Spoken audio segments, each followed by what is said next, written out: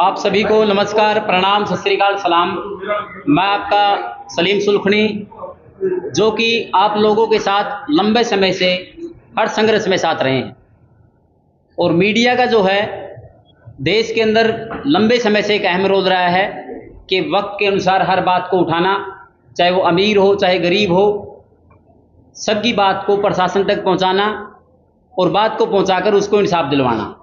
आज हमारा माध्यम हरियाणा के अंदर हम 25 कैंडिडेटों को चुनाव मैदान के अंदर उतारेंगे और ये शायद पहली बार इतिहास में होगा कि 25 कैंडिडेट एक मंच के ऊपर आके निर्दलीय के तौर पर और हरियाणा कांग्रेस पार्टी जो चुनाव आयोग के अंदर अंडर प्रोसेस है वहां पर उसके नीचे बैनर के नीचे आके काम करेंगे और अपना चुनाव लड़ेंगे, जिसके अंदर 25 में से 20 कैंडिडेट मुस्लिम होंगे और 5 कैंडिडेट जो है जो अदर होंगे।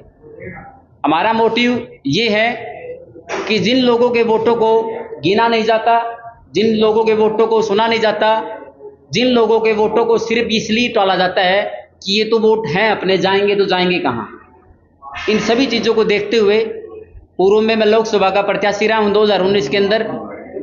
उसके बाद में इसी साल हमने पार्टी की गठन किया और बार बार मीटिंग करके समाज के बुद्धिजीवी लोगों से सलाह मशवरा करके इन चीज़ों के ऊपर हमने फैसला किया है कि 25 कैंडिडेटों को हम हरियाणा कांग्रेस पार्टी के समर्थन में उम्मीदवारों को उतारेंगे और अपनी जो है एक विचारधारा को पेश करेंगे, यानी भाई हमने भी हमारे को भी एक हिस्सेदारी मिले जो हम लंबे समय से वोट दे रहे हैं। इन्हीं सभी चीज़ों को लेके हम जो हैं एक तो जींद से, एक टोहाना से और एक नलवा से 3 जो कैंडिडेट हैं उनकी आज घोषणा कर देंगे और बाकी जो कैंडिडेट है उनकी हमने लिस्ट बना ली है, जहां से पैनल में 4-4, 5-5 नाम आए हुए हैं, वो हम उनको 30 तारीख को ऐलान उनका कर देंगे। तो टोहाना से जो है श्री राम नवाज जी हैं और जींद से हमारे अमित खान हैं, ये जो हैं अमित खान जी, और नलवा से पूर्व में लोकसभा प्रत्याशी और विधानसभा के प्रत्याशी रहे श्री रण सिंह पवार, ये हमारे 3 आज हम नाम जो है अलॉट आपको बता रहे हैं। इसके बावजूद हमारी जो मीटिंगें हैं वो लगातार लंबे समय से चल रही है और 30 तारीख को हम इसको फाइनल करके, जहां से 3-3, 4-4 नाम आए हुए हैं और बार बार मीटिंग करके उन्हीं के ऊपर हम फोकस कर रहे हैं। आने वाले 30 तारीख को हम उनको आपके सामने उनके आंकड़े रख देंगे कि कौन कहां से टिकट लड़ेगा। बात है इस बात की कि पीछे लंबे समय तक विधायक रहे, अब मौके पे भी जो विधायक रहे हैं आज तक वो लोग स्वच्छ पानी यानी साफ सुथरे पानी की व्यवस्था नहीं कर पाए।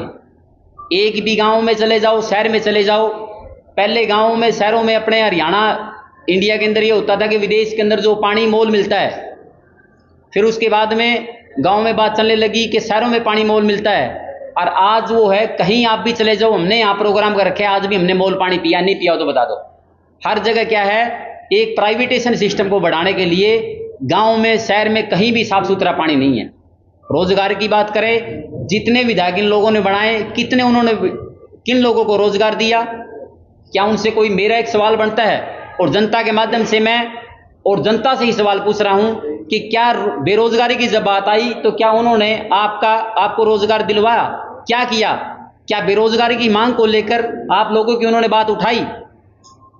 दूसरा, स्वास्थ्य की जो बात करें, आज सिविल हॉस्पिटल के अंदर आप कहीं भी चले जाओ, पहले तो लंबी लंबी कतारें लग जाती है सैकड़ों की संख्या में, और जब तक उस पर्ची कटती है तब तक क्या होता है, पर्ची कटने के बाद में तब तक डॉक्टर चले जाते हैं। यानी स्वास्थ्य की आप कोई भी उम्मीद लेके नहीं जाता कि मैं सिविल हॉस्पिटल में चला जाऊंगा, ठीक हो जाऊंगा। आज तक आपकी किसी विधायक ने, सांसद ने इस बात को उठाया? नहीं, क्योंकि हम सवाल पूछने वालों में नहीं बन रहे हैं। तो जनता से मेरी ये अपील है कि आज 5 साल के बाद में फिर चुनाव आए हैं और आप उनसे सवाल करें, पूछें कि आपने जनता के लिए क्या किया, और ये हमारा राइट बनता है। और जनता के माध्यम से ही जनता से मैं सवाल कर रहा हूं, क्यों हम ऐसे लोगों को चुनते हैं?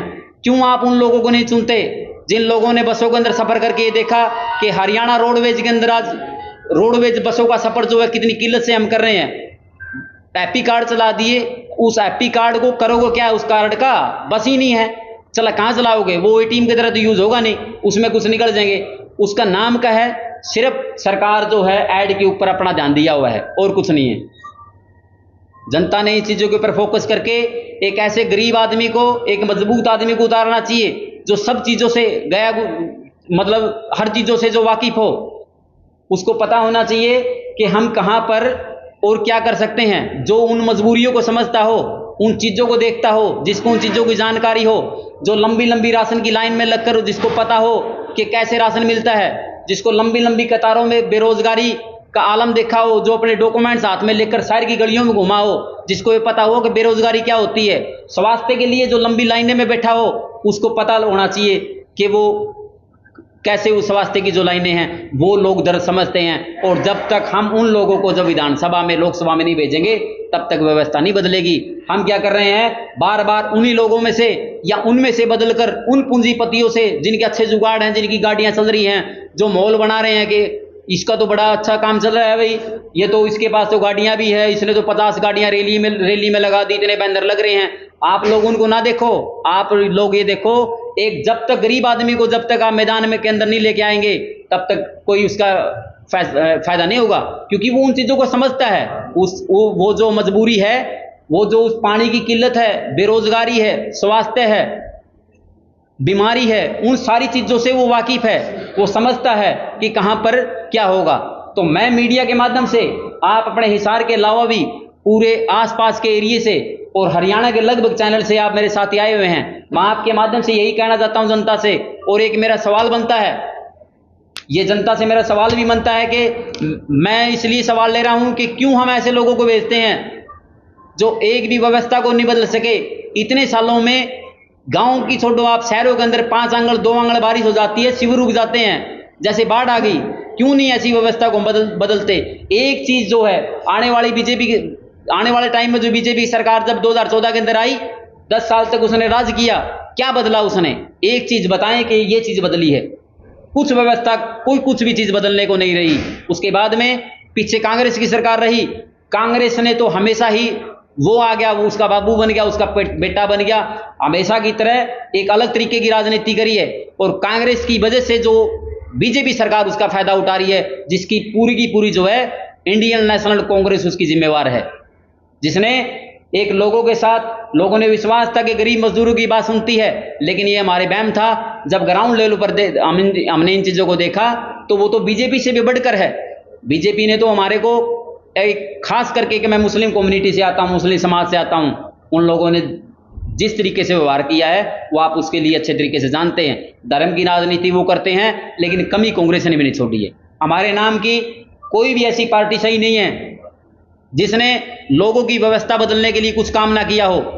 एक विधायक है, क्यों नहीं हो गांव में रहता, क्यों नहीं अपने शहर में रहता है, क्यों चंडीगढ़ रहता है, मिलने के लिए चले जाओ, 4-4 5-5 दिन, एक हफ्ता तक उनको टाइम नहीं मिलता। क्यों नहीं देते वो टाइम, जनता ने उनको बनाया था। मैं जनता से इसलिए सवाल पूछ रहा हूं कि आप लोग उनसे सवाल पूछो, मैं आपके माध्यम से पूछ रहा हूं कि आप लोग उनसे सवाल पूछो कि क्यों आप हमारे को नहीं मिलते, क्यों हमारा काम नहीं किया।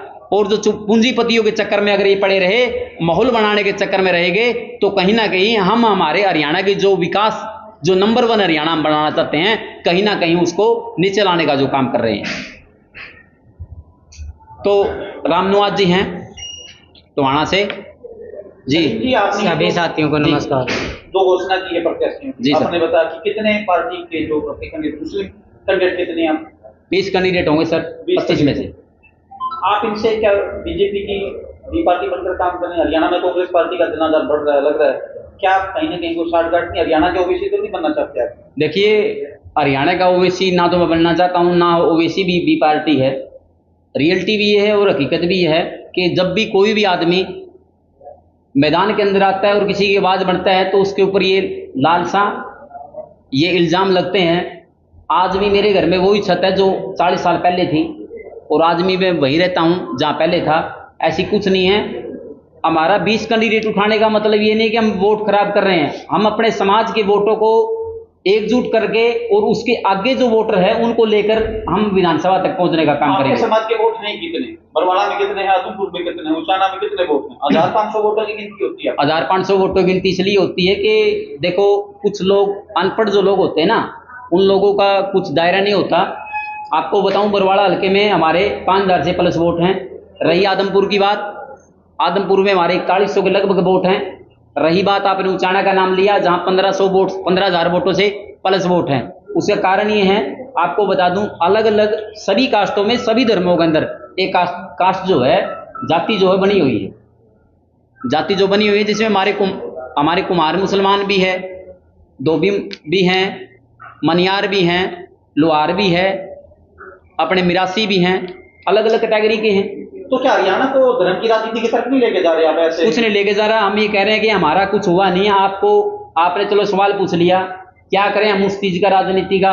और कोई मेरे से कोई इस बात का अगर कोई जवाब लेना चाहता है तो उसका जवाब ये है, आप अगर काफी एरिया में जाओगे तो उन गाँव में आज भी कब्रिस्तान नहीं है। उस गाँव में जिस गाँव के बसंते हैं वो, आज बहुत से ऐसे गाँव हैं जिन गाँव के अंदर 4 दीवारी नहीं है कब्रिस्तान की।